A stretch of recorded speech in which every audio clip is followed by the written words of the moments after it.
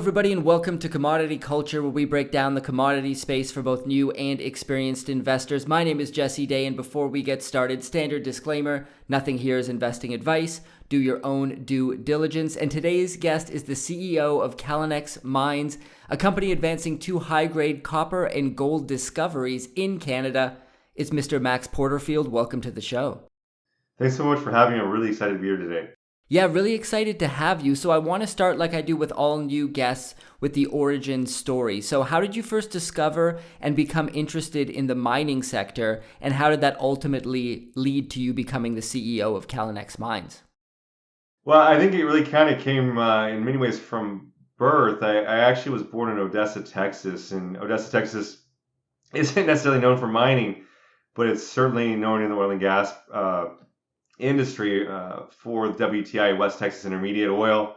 And so being in Texas, you have a lot of exposure to that.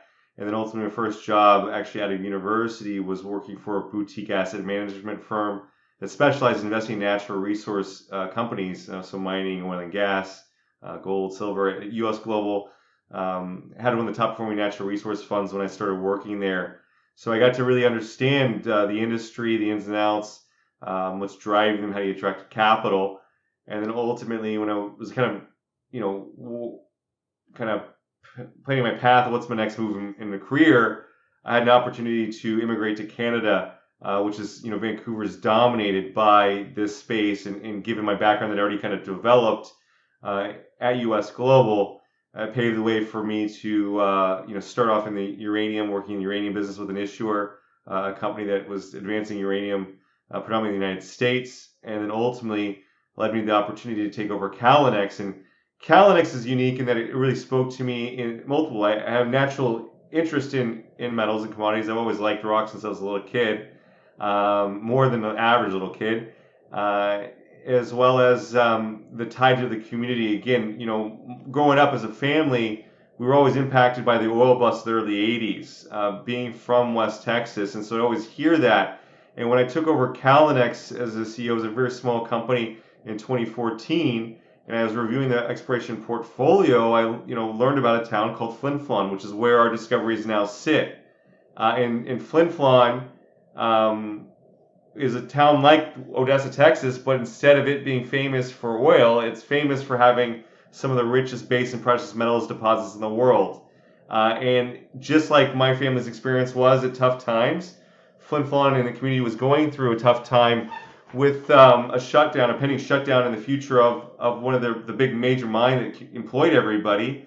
And then I took it as really my goal and our team's goal to find the next anchor mine for that community. So that's kind of really from birth to where I am today, how it kind of makes sense that I'm doing what I'm doing, going all the way back to childhood. Love that. Well, I want to start with a bit of a broader macro question as we take a look at the current state of the economy and the markets. And that's this: if zero interest rate policies help to create a booming tech industry, fueled growth in speculation, high interest rates are seeming to do the opposite. And there seems to be a rush, at least according to a lot of the guests on my show, and I'm seeing it out there as well, although we all sometimes live in our own echo chamber, but there does seem to be a rush to invest in resources, infrastructure, and energy. So do you see a change in behavior when it comes to the importance of natural resources since this inflation story became top of mind? Well, I mean, not really, because I've always viewed commodities as a very important part of asset allocation within your portfolio. So I'm always kind of that. Maybe you call me a gold bug or a natural resources bug, because I'm not exclusively to just one metal. But that really goes back to gold, for example. For thousands of years, gold was the world's currency, and that is just not going away. So to see what's going on with the spending issue, the printing of money, the Federal Reserve, and the shift, really going back to the 2008 financial crisis and the invention of QE, with the constant printing and then the no regard to that. It all goes back to 1973 when they took the gold off, the US dollar off the gold standard. And what I see happening now in a very dramatic fashion is obviously they're raising rates, which would inherently you'd think would be not great for gold, but it actually is the opposite. The argument being is that, why own gold? It's not, generating any interest. It's not making any money. It's just sitting there in a vault. But it is a real asset. And what they've done with the currencies is going to increase the value of all metals, all assets. You can see, like I like art as well from just the background. So personally, I am long, particularly long the base metal space with Callinex, and then also gold on the physical front, and real estate and art, unique art. I wanted to touch on copper specifically and talks about a supply shortage because, as we know, the new green economy is really being pushed, some would even say fast-tracked, by a lot of governments around the world. And when we take a look at the amount of copper required to reach net zero goals by the time frame they're hoping to achieve it in, it is massive. It's literally more copper than has ever been mined in the history of humanity up until this point. So could you maybe walk us through that, how we get to that amount of copper, how you see the supply-demand fundamentals set up, and how you see Callinex playing a role there? Yeah, well, I think that how you get there is you're going to need a lot of money go to exploration, and those dollars need to be spent very, very wisely because discoveries are getting more and more challenging to find. You're going to go more and more remote places to find them. And just like in the gold space, for example, you're having declining grades globally. If you look at some of these mines in Chile and Peru, that when they started mining, and they're at 1.5% copper, and now they're at 0.3% copper. The average grade of copper mined around the world is less than 0.5%. So when we entered this year on the global basis, the inventories of copper were down to just 3.5 days of supply. And this is on the backdrop of a tightening, right? We're going into a tightening cycle with the rising interest rates, which would signal you're going to see weaker copper prices because you'd see the economy slowing down with the raising of rates to cool things off. But that's not the case because of government policy. It's really likened to the platinum market when the advent of the catalytic converter was made. Because all cars were suddenly mandated to have catalytic converters, and the key part of that is all catalytic converters have a little bit of platinum. And up until that point, platinum was exclusively really used for jewelry, probably the dominant demand driver for that. And all of a sudden you have a big industrial demand that comes on that isn't going to change, right? It's driven by policy. And that's what's really the wave you want to catch. And that's why everybody's so excited now, like you mentioned earlier, in terms of the role that commodities play. So again, with this goal to shift away from the hydrocarbon, it's going to be very, very challenging to do because we're already in a very tight supply scenario. And the inflationary environment that we're in is going to continue to erode on any kind of open pit mining operations. You're seeing that in the gold space with a lot of these open pit gold deposits being pushed off in terms of development because of inflationary pressures on them, costs rising, and that obviously impacts your ability to mine something economically because the grade isn't going to change in the mine. And so I really see it as a very big challenge where policymakers make big decisions without looking further down the road in terms of how is the world going to meet those decisions. And that's why I think really we're unique at Callinex, because we've had a long-term vision to hit this discovery. We've hit the discoveries and we're unlocking the value as the world's now coming to where we're at. So it's a very exciting space to be in right now. And certainly the world's going to need a lot of copper, and you're going to need higher prices is the only thing that can incentivize exploration. Because that's what led to the problem over the past, really 10 to 15 years. You had a big boom in the super cycle for the resource rush going back to the 2006 timeframe, really before that, right? The world's rushing for resources by the emergence of the middle class, predominantly in China, in the rise of the middle class in India. So you had that big rush, and then obviously the financial crisis pushed that away and kind of deterred that in many ways. And then that continued the lack of investment because, quite frankly, when I started at Callinex in 2014, copper prices at $2 copper, the world wasn't excited to go out and explore for copper. So you need to have the underlying commodity price drive the discoveries. So I've spoken with a few guests on this show about the fundamentals of copper, and everybody I've talked to, Rick Rule, Lobo Tigre, a number of other people, are very bullish on copper for the long term, let's say the next decade. But there's a caveat that they give that a deep recession could cause a big pullback in the copper price near term. So how do you think about a potential recession and its impact on copper prices? Yeah, no, in terms of a recession and its impact on copper prices, I think that we're in the midst of a recession right now. I think we're certainly there. If we're not there yet, we're very close to being there. But it goes back down to supply and a lack thereof supply. If you go look at LME inventories over the 5-year charts, you go look at the Shanghai, you've got declining inventories where they're very, very scarce. And again, I mentioned earlier on the conversation that 3.5 days of supply on above ground inventories when we entered this year. So simply going into a recession, I don't think you're not gonna have big growth in inventory that would really match the alignment with a big pullback in copper prices.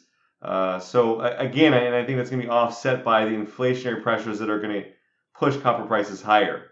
So zinc is another asset that Callinex deals with, and it's something that I've never discussed on this show. It's something that's not widely discussed at all in investment media space. So I'm very curious to know from your perspective, what are some of the supply demand drivers for zinc? What is it used for primarily? And maybe start us off with that and let us know where you see zinc moving forward and why investors should be paying attention to that particular metal. Yeah, so I mean, I think zinc's really kind of like the poor man's version of copper in many ways. It's the fourth most consumed metal in the world.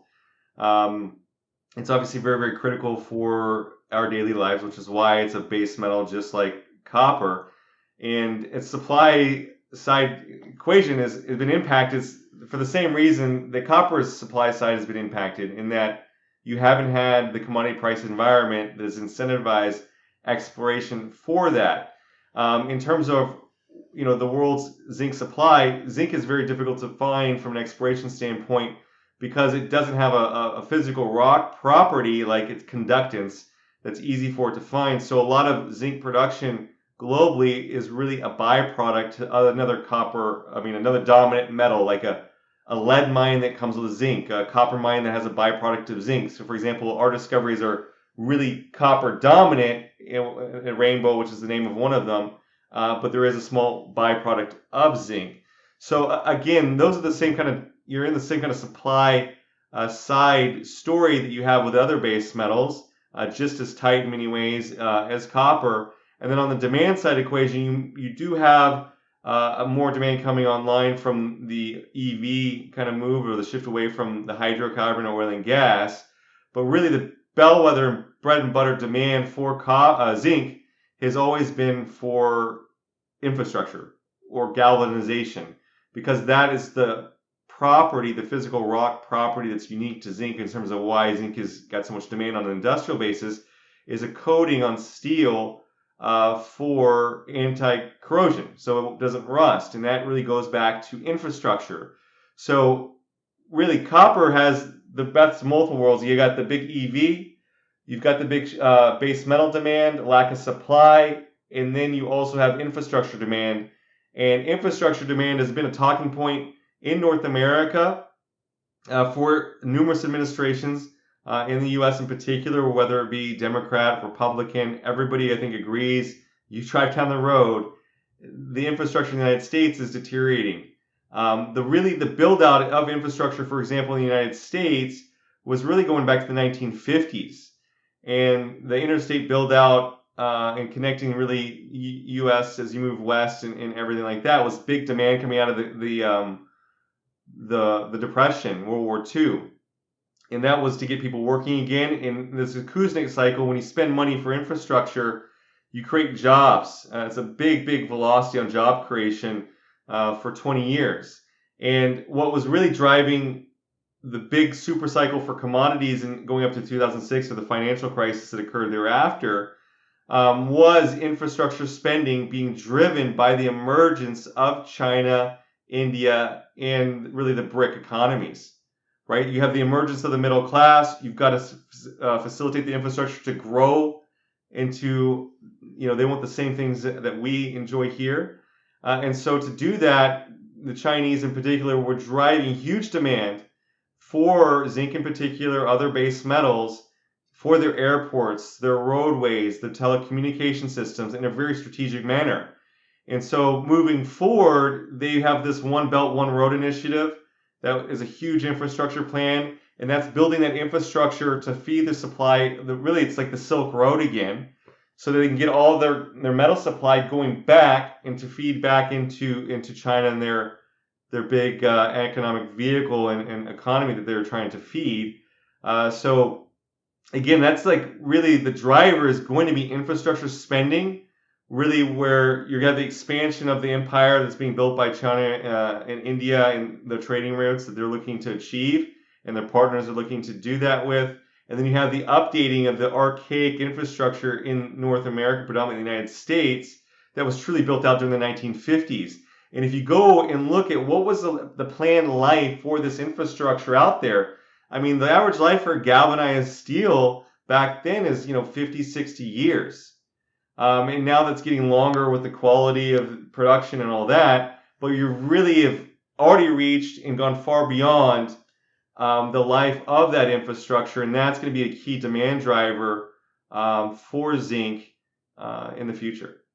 So I want to get your thoughts now on the trend of de-dollarization and the accumulation of gold by central banks. And so this is a two-part question. Firstly, how significant do you think it is that countries are now starting to trade for energy outside of the dollar? We saw China and France trade for LNG, Total Energies there in yuan. We have, Russia and China agreeing to trade for energy with yuan and rubles. So I'm wondering, is that significant? And also central bank gold accumulation. Why is it that you think they're accumulating so much gold at this point in time?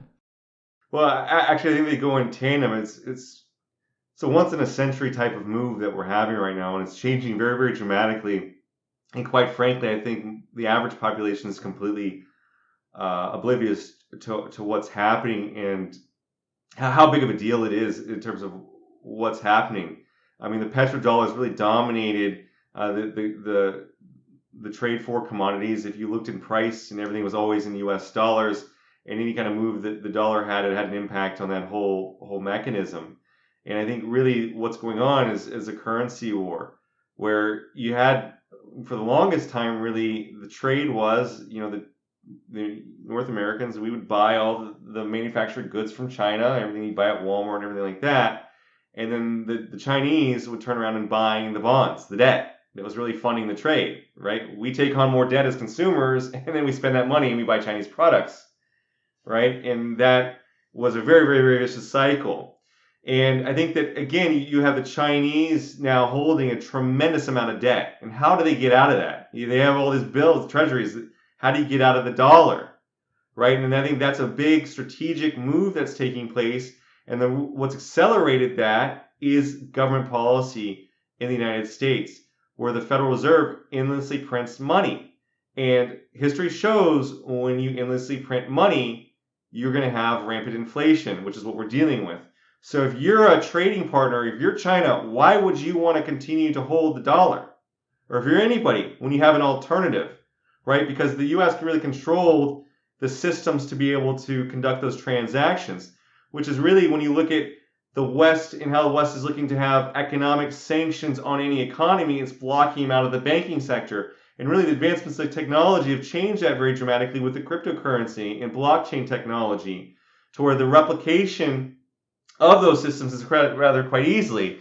So it really goes beyond just the one-off transaction the Chinese with France. It's bigger than that, because they're actually looking to go out there and, the Chinese go and do a peace deal with Iran and Saudi, and then they're looking to trade strictly with the yuan with OPEC. India has announced that they're looking to trade in 17 different currencies 17 different countries in their own currency. So this is an exodus away from the U.S. dollar. I mean, you even have the president of Kenya comes out and says, you don't want to be holding dollars. We're in the middle of a currency war. I've been to Kenya. That's what you carry. You take U.S. dollars. So next time I go to visit Kenya, I might need to get one, or renminbi, to conduct transactions in there. And so it's a huge move away from that. And what they've done is they've also announced that the BRIC countries, Brazil, Russia, India, and China, they're looking to broaden that economic bloc, much like the EU. And it's kind of like a quote unquote NATO in many ways of an alliance, but of trade. But then they're looking to create their own currency, no different than the euro. The difference is that fundamentally, for centuries, culturally, the Chinese and the India, they account for a third of the world's population. They've always had an affinity for gold. It drives the seasonality for gold. And so they're now going out and looking to back their new currency with gold and other precious minerals. And so what I see is truly a currency war going, well, what currency do you really want to trade in the foreseeable future? And the status quo of it being the US dollar, I think is changing. I think it's changing very, very dramatically. I think it's an outdated mindset to think that we're so strong that is, not an outcome that is a very real outcome. And this is going back to what I started about earlier in our conversation in 1973 with taking the US dollar off the gold standard. And what you're now seeing is actually being put a bill through the House is the potential for the dollar to go back on the gold standard. Now, do I think the US dollar is going to go on the gold standard right in the immediate moment? No. That would be a big thing, and I don't think policymakers can ever make a decision that big unless they're, quite frankly, forced into making a decision like that. But what it is showing you is the very real acknowledgement of the things and actions that are taking place outside our control globally and the impact that can have on our country in the future. So let's now shift the focus to Callinex Mines, ticker symbol CLLXF. So you've been the CEO for quite some time now, and under your leadership, you've made two big discoveries. When looking at the charts, I saw that each time you announced one, shares rallied very significantly. So I'm wondering, what can you tell us about these two discoveries, and when are you planning to drill again? Well, first things first, we're drilling right now. So we've just started a drilling campaign, our 2023 drilling campaign. You probably saw me light up because I get so excited when we start drilling. But really, actually your question bodes well from really the rest of our conversation in that, our discoveries are really executing on the long-term vision that we had when I took over the company beginning in 2014. We built the team with this vision to execute and hit these discoveries at the perfect time. So we actually have one of the richest copper discoveries truly in the world in North America in a tier 1 jurisdiction in Canada, outside a small mining community called Flin Flon that I mentioned earlier, the town, and how it kind of related to where I was born. And this is an area that's been famed for these high-grade copper deposits. And we've now hit one in 2020 and the second one in 2021. The first one's called Rainbow, the second one Alchemist. And they're unique in that, we're averaging between 3.5% to 4% copper. As I mentioned, the average global grade for copper that's mined around the world is less than 0.5%. To be in the top 10 highest grade copper mines around the world, you need over 3.75% copper to be in the top 10. So that kind of shows you how rich the copper that we've intersected to date in our drilling at Rainbow and our property has been. And this is on the backdrop of what's going on really on the EV. But it gets better really because not all discoveries are treated equally. Obviously, you can have the grade is certainly unique. But not only is it a high-grade discovery, but it's a high-grade discovery within 30 minutes from a town that has a workforce that's been mining these type of mines, deposits for over a century. There's a mill that's idle. That's an opportunity to leverage from a kind of ESG perspective, a sustainable way off of existing infrastructure. And then we also have access to clean, low-cost hydroelectric power on site within 200 meters of Rainbow, the first discovery. And why that's key is, again, if you want to have a clean metal source for this shift away from the hydrocarbon and replacing it with electric vehicle and really all aspects of our life, electrification of the world, you got to do that, and you do that in a clean way. And having access to hydroelectric power as opposed to burning vast amounts of diesel or natural gas to generate the power to mine the deposits, then go into electric vehicles, really puts us and sets us apart from a lot of other of our peers out there. In addition, the timing of making a discovery on the backdrop of what's happening is obviously going to propel us and bring a significant amount of attention to us. Making a discovery in a $2 copper price environment when the world isn't looking for copper, you're going to make a lot of money. It's going to be exciting, certainly. But it's going to be even more exciting when you do it at record copper prices when copper is really making a big move. It's no different than making a gold discovery and it getting way more exciting than gold being at $1,200 an ounce to being at $2,000 an ounce. So that's what we're on to in Northern Manitoba as an organization, is meeting this long-term vision for our shareholders, obviously, first and foremost. I mean, we're a for-profit business. We're looking to make money, but also to meet the community's needs and the world's needs as we shift away from the hydrocarbon and look to replace that with metals. So Mackenzie Investments and Altius Resources both invested in Callinex. Those are both very successful capital allocators and funds. So what made them put $2.5 million into Callinex? And could you speak to insider ownership in the company? Do you personally own shares? Yeah, so in terms of those two names that you mentioned, McKinsey is one of the most stable, well-respected natural resource investors in North America. They've got awarded the top performing natural resource fund over the past decade, which is a significant period of time for money management, relative performance against your peer group.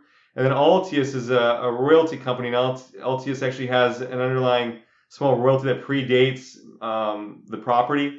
On the property that the discoveries have been made, and that was a big confidence to making that investment.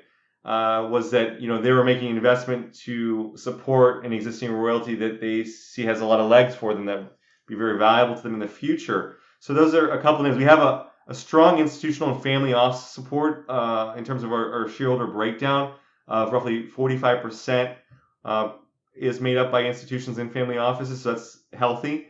And then in terms of management and close associates to the team here, it's at 23%. I personally own just under 4%, and my family is over 10% collectively. So again, you've got to bet on the jockey, and in life I bet on myself, right? And I'm the jockey in this situation. So I think that at the end of the day, if I didn't believe, you'd probably wonder why are you doing this. So very, very, very much aligned with the success of the organization and meeting this long-term objectives. But again, going back to this, at the end of the day, every person on the team is obviously here to make money because at the end of the day, we need to provide and sustain for our families. But you can go do a lot of different things with your time, and to do something that can have a big impact on a community in the short term and ultimately meet the needs of the world is a very, very exciting opportunity. So that's why I personally have a large position and the family being so supportive. And that's why the institutions and family offices that like McKinsey and like Altius, that we've been able to attract that type of capital really is a testament to the discoveries and the team and the jurisdiction they're located in the value of those discoveries as they move forward. So I know there's a big story surrounding the closing of the 777 mine. Could you elaborate for us and fill us in on that? Yeah, I kind of alluded to it a little bit throughout the conversation, but every mining community needs a mine to mine, a deposit to mine, or they have no jobs. Or there's nothing to mine. There's no reason to be there. And so this community has been there for a century, and there's been 32 mines that have produced in Flin Flon in this community. That's what's made them thrive. They were there for the first mine. The Flin Flon mine is what it was called. And so that 777 mine was the flagship mine that went into production in 2004 and was operating for 18 years. And like all things, everything comes to an end at some point. And the difference in this time was there had not been a discovery been made to really take the brunt of the community's job losses, right? I mean, this is a community of just over 5,000 people, and that mine employed nearly 800 jobs. So there's over 700 direct jobs that were lost directly with the closure of the 777 mine for a town that's entire population is just over 5,000. And so that is what the closure is, and that's what that means. It's a ceasing of a 100-year production track record for a community. And our technical team that we've built here, that I have the pleasure of working with, they've got a track record where they had found 3 of the 4 largest mines out of all those mines.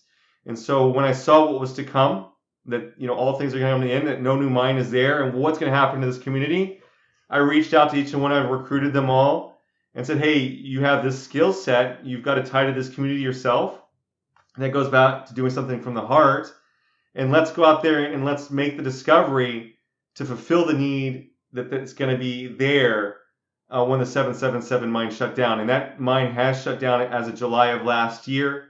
And that left a hole for that community that we're looking to replace with our two discoveries. And that's why we're very aggressively advancing them as fast and as quickly as possible. Finally here, for investors, people watching who want to understand from your perspective, what are the main reasons to own shares of Callinex? What would you tell them?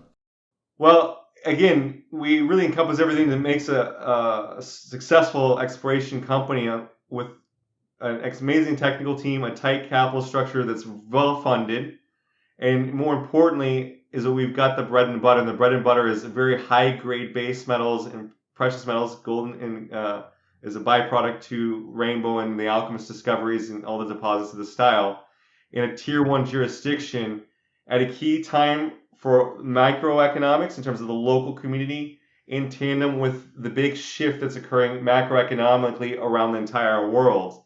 And by being a shareholder of Callinex, you get to gain exposure to this very, very big thematic move and a very, very exciting discovery that we're on to that can have an immediate change for a local community, as well as supply the needs of the metals that we take for granted every day, really.